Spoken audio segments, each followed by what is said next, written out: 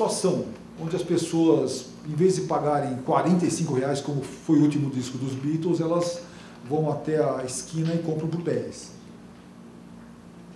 É preciso, então, o que eu considero é que essa cópia não é um ato de heroísmo. Eu acho que o Brasil tem essa espécie de culto da antropofagia, de que a gente é assim mesmo, os poderosos fazem, a gente copia. Existe uma visão hostil ao estrangeiro, principalmente nesse sentido, e existe uma visão hostil ao negócio. O Brasil é marcadamente um país que tem uma formação que é pré-reforma da Igreja Católica, e aqui existe essa desconfiança de tudo que gera dinheiro. E eu sou completamente contra isso. Eu acho que o dinheiro não é mal, não é a raiz de todo mal, como está na Bíblia, não sei onde está. Eu acho que o dinheiro depende do que você faz com ele, né? Então eu não tenho nada contra que a pessoa enriqueça, porque fez um belo disco, ou fez um belo livro, ou uma obra de arte. Ela tem que ganhar dinheiro mesmo. Portanto, o problema é como ela vai ganhar. Então eu acho que no Brasil existe uma tendência a tornar heróis as pessoas que copiam, que passam por cima de quem merece o dinheiro. Porque eu além de jornalista, sou escritor também, e eu odiaria ver uma coisa que eu escrevi pirateada, sabe? Eu não ganhando dinheiro com o que eu fiz. Então, existe um contrato. Quem produz cultura ganha de quem consome. O modo de ganhar que eu acho que tem que ser, que tem que modificar com essa geração digital. Então, o livro que eu fazia e que poderia custar R$50, hoje eu posso vender por R$3, desde que seja eletrônico. É isso que vai mudar. Eu acho que vai facilitar para todo mundo. As empresas têm que se adaptar. Eu falo pela minha empresa, elas têm que se adaptar ao novo modelo. É preciso que o Estado manere nesse vampirismo de cobrar 50% de imposto, 48%. Muito do que a gente fala, isso é caro. Sim, metade está dando para o governo, para os governos, estadual, municipal, federal. Então, no Brasil, quando você vai comprar alguma coisa e você opta pela cópia ilegal, você está deixando de pagar não só a empresa, não é o único vilão dessa história, o Estado também é vilão. Então, o que está acontecendo hoje, depois desse terremoto digital analógico, e o digital vai vencer, e depois desse terremoto de tratar o software como um luxo que você precisa dele, mas não pode ter, isso também eu acho que vai acabar, e a gente vai pagar por eles, mas muito mais barato, é que está acontecendo uma grande revolução, que é todos podem produzir cultura e todos podem consumir também.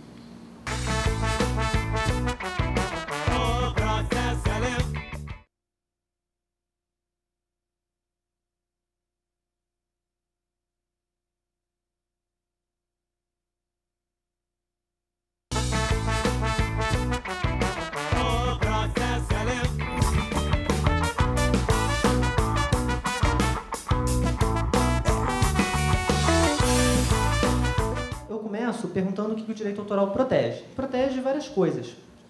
É só vocês pensarem o que nós normalmente fazemos domingo à tarde, né? Lemos, ouvimos música, assistimos filmes, lemos jornal, assistimos ao Fantástico, tudo que diz respeito, de certa maneira, ao entretenimento, está protegido por direito autoral. Então, se vocês vão ao cinema, vocês conhecem esse filme? Pequena Miss Sunshine. Muito bem. Se vão ao cinema e assistem a um filme, tudo está protegido por direito autoral. O próprio filme, ou o cartaz do filme, o roteiro do filme, a trilha sonora do filme que você pode comprar, tudo está protegido. Para haver uma proteção por direito autoral, é necessário que sejam preenchidos alguns requisitos. Por exemplo, tem que ser uma obra estética, porque se não for uma obra estética, se for uma obra utilitária, como um celular, ninguém compra celular porque é bonito, salvo a minha tia-avó, que expressamente confessou ter comprado um celular porque era bonito e não sabia sequer operar. Mas ninguém compra, as pessoas compram porque o celular resolve um problema técnico, que é você não precisar se deslocar para conversar com outra pessoa. Se for uma obra utilitária, provavelmente vai ser protegida por patente. Sendo uma obra estética, que nós vimos música, livro, filme, pintura, escultura, etc., vai ser protegida por direito autoral. A segunda característica para proteção, o segundo princípio, é que tem que ser exteriorizada, não pode ficar na cabeça, porque direito autoral não protege ideia. Tem que ser original, o que não significa que tem que ser nova, porque os temas se esgotaram ao longo da história da humanidade, então não tem que ser uma ideia absolutamente nova.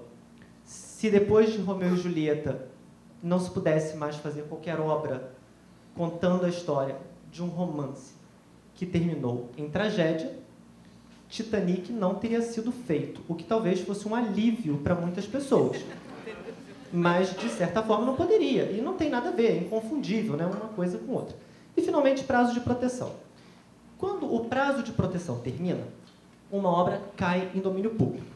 E, como vocês sabem, Romeu e Julieta já caiu em domínio público há muito tempo. E é por isso que Romeu e Julieta pode se converter nas mais variadas coisas, nos mais variados formatos, em todas as coisas que você possa imaginar, inclusive nesse grande filme. Mas qual o prazo de proteção para direitos autorais no Brasil? Vocês sabem? A Ruth não pode falar. Vocês sabem? 70 anos o quê? Ou seja, vocês criam uma obra. A obra é protegida pela vida do autor e, após a morte do autor, ela é protegida por mais 70 anos. Mas se é lei de direito autoral e visa proteger o autor e incentivar a criação, por que proteger por 70 anos além da morte do autor? Isso poderia nos levar a algumas situações engraçadas. Bom, isso é o que diz a lei, né? O artigo 41, que os direitos perduram por 70 anos, contados de 1º de janeiro do ano subsequente ao do falecimento do autor. Vocês se lembram do Jordi? Jordi fez muito sucesso no meio dos anos 90. Ele era um cantor francês, né, de 4 anos, que cantava alguns clássicos como... exatamente. É duro ser bebê, né? Era uma das músicas. E o Jordi, vamos imaginar, o Jordi provavelmente não compunha suas músicas, portanto não era autor. Se bem que diante da complexidade das músicas, eu não duvido que fosse ele próprio o autor. Vamos imaginar que fosse. Vamos. Tá bom, o Jordi é o autor. Compôs suas músicas aos 4 anos. Vamos imaginar que o Jordi viva feliz até os 104 anos. E aí morre. Ou seja, as músicas do Jordi, pela nossa legislação, seriam protegidas pela vida dele, 100 anos, mais 70. Isso significa que, sem autorização do titular da obra, nada poderia ser feito, o que também seria um alívio. Mas depois dos 170 anos, qualquer pessoa poderia usar as obras do Jordi para fazer o que quisesse. Mas a verdade é essa: se uma criança produz alguma obra protegida por direito autoral e vem a morrer 100 anos depois, a obra vai ser protegida pela vida da pessoa mais 70 anos.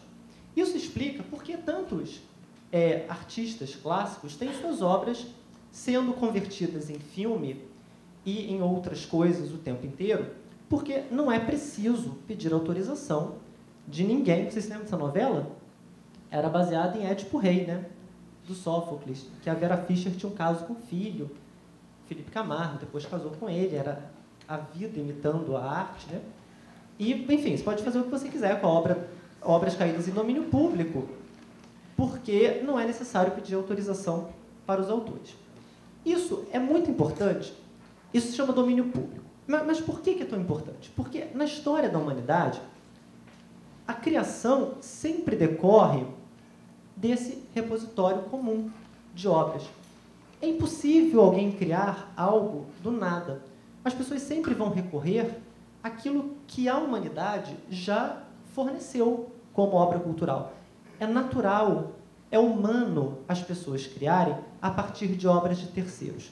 E quanto mais amplo o domínio público, maior a chance de novas obras serem feitas.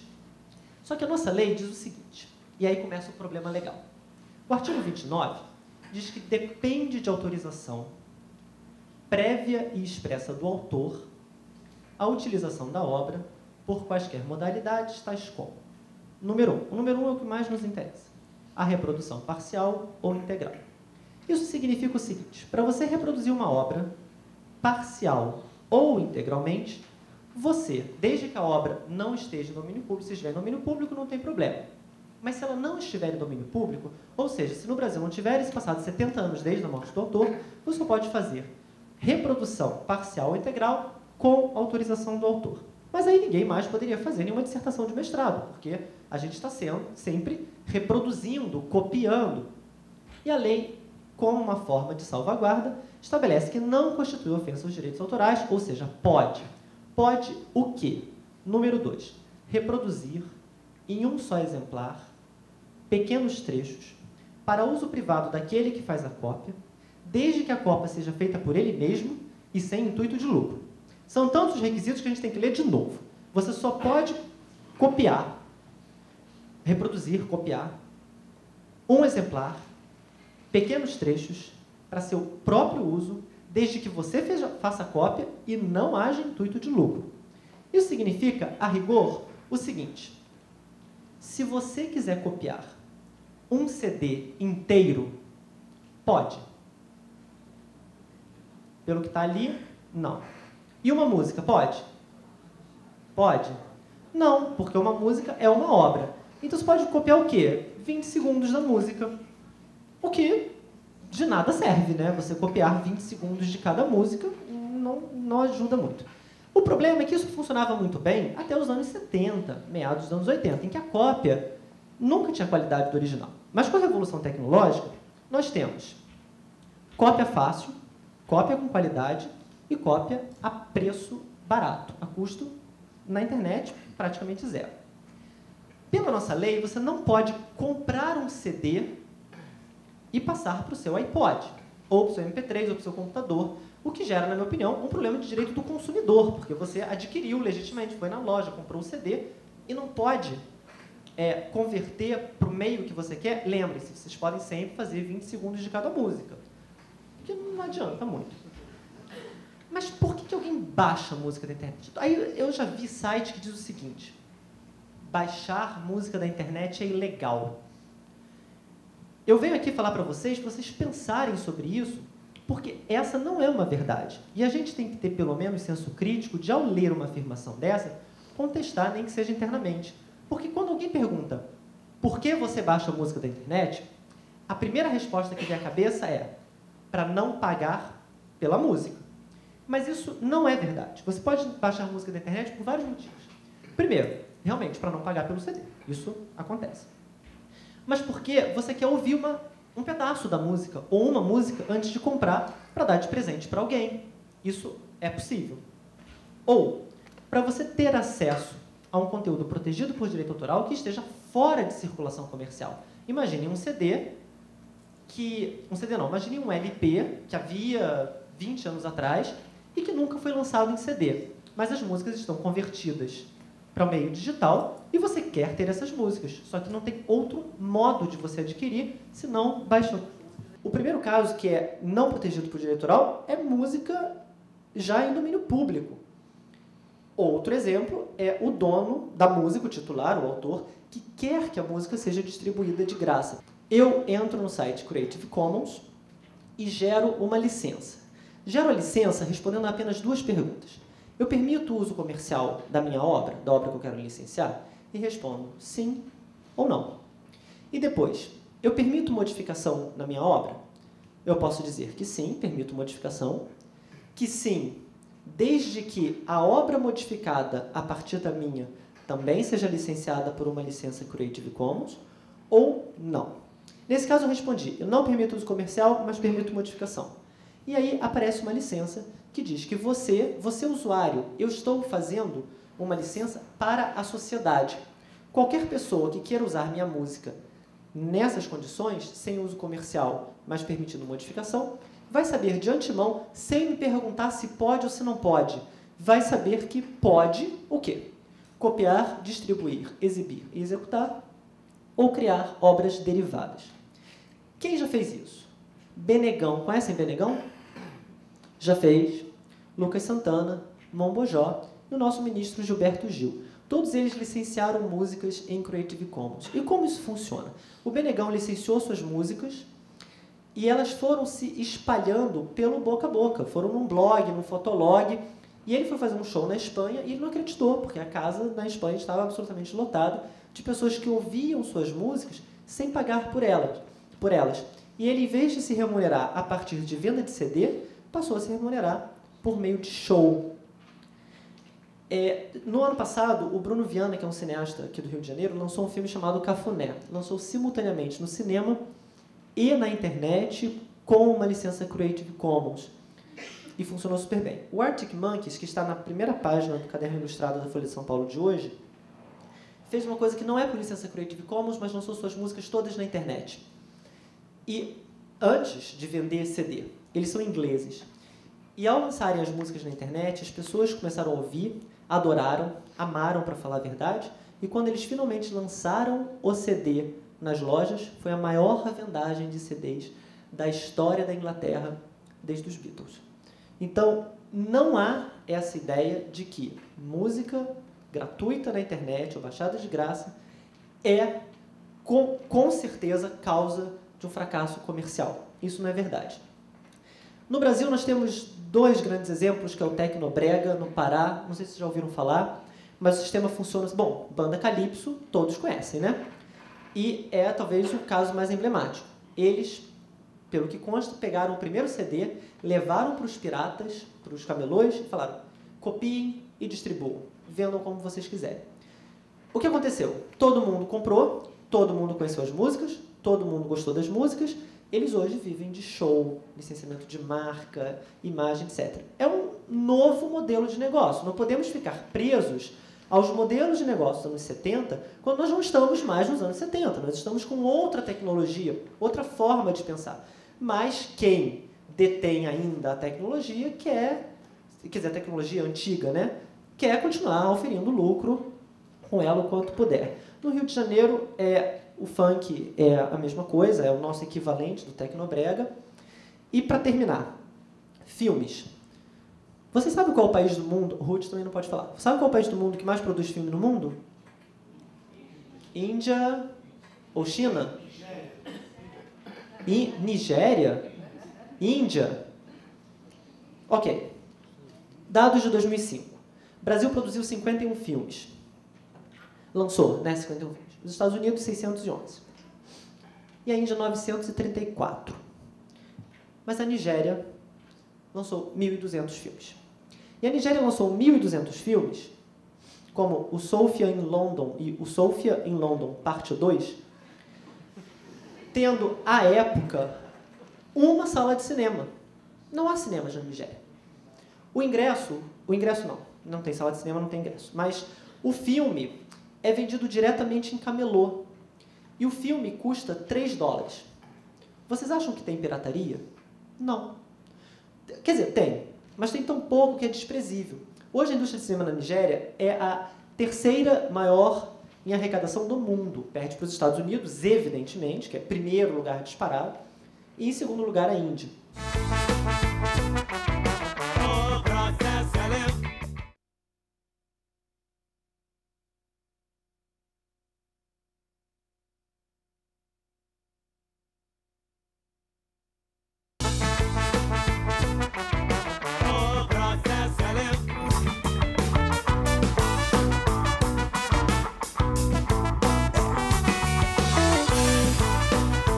O que eu estou querendo chamar de novas sensorialidades? Quer dizer, qual é o ponto que eu quero abordar quando eu proponho que a gente faça uma espécie de junção entre um fenômeno que é lido normalmente como um fenômeno cultural, no máximo um fenômeno econômico, né, que é a pirataria digital, com uma dinâmica que eu vou situar mais dentro da área da cognição, das sensorialidades.